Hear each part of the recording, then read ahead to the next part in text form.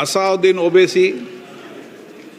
Sir, I oppose this introduction of this constitutional amendment bill because it violates the parliamentary form of democracy and federalism, which are both parts of basic structure of the Constitution, sir. Sir, this is not about the one reservation. The main goal is to make South rule and other areas the ruler and completely erase the representation of OBCs and Muslims from the elected legislature.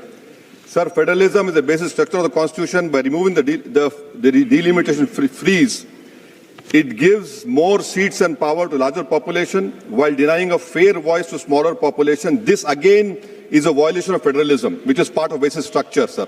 Sir, the Hindi heartland has 38.1%.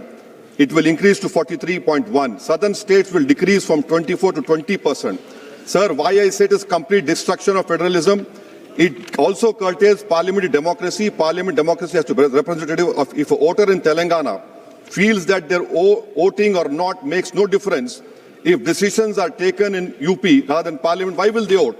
Thirdly, sir, it violates our own direction 19A2. Minister has to give 7 days notice of motion for introducing a bill in this house. Similar copies of the bill have to be introduced, need to be given to members 2 days before the introduction. Third, sir, this is a clear violation of 123B of RP Act 1951 to 1 week before voting. I call this a corrupt practice, sir.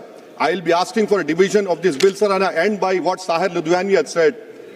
यहाँ पर गरीबों से मतलब जुनूबी हिंद के लोग मुसलमान और OBC इसका साहिर लुधियानी ने कहा सर शहंशाहों के गरीबों से ताल्लुक ही नहीं एक शहंशाह ने दौलत का सहारा लेकर हम गरीबों की मोहब्बत का उड़ाया मजाक